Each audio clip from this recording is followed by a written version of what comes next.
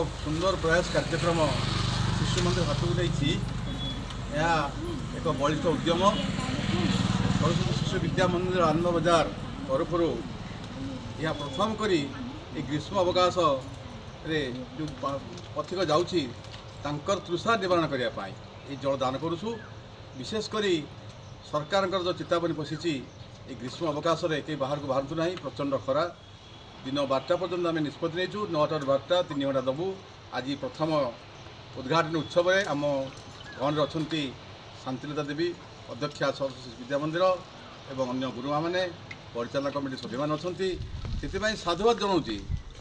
शुभेच्छा जनाऊँगी मुझे बलिष्ठ उद्यम ये कार्यक्रम को से समर्थन कर